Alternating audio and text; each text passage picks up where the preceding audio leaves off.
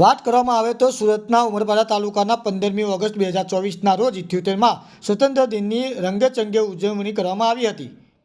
આઝાદીના અમૃતકાળના દરમિયાન 78માં સ્વતંત્ર દિનની પર્વને તાલુકા કક્ષાની ઉજવણીના ભાગરૂપે આ કાર્યક્રમ ઉજવવામાં આવ્યો હતો।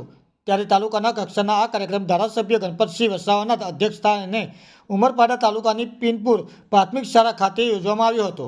ઉમરપાડાના પીનપુર પ્રાથમિક શાળા ખાતે ધ્વજવંદન કરીને દેશની આઝાદી માટે ખપી જનાર શહીદ વીરોની સ્મરણ કરવામાં આવ્યું હતું।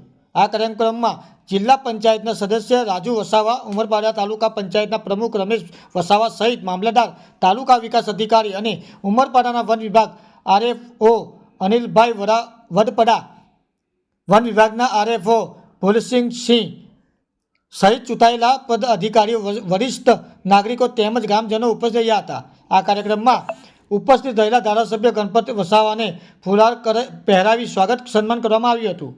ત્યારબાદ શાળાના બાળકો દ્વારા ખૂબ સુંદર દેશભક્તિ ગીતો રજૂ કરવામાં આવ્યા હતા અને શહીદ વીરોને યાદ કરવામાં આવ્યા હતા। આ કાર્યક્રમ અંતે વૃક્ષારોપણ કરવામાં આવ્યું હતું અને ઉપસ્થિત તમામ મહેમાનો વિદાય લઈ છૂટા પડ્યા હતા। Bureau report, SGTV live news, Surat. હર હંમેશ સત્યની સાથે।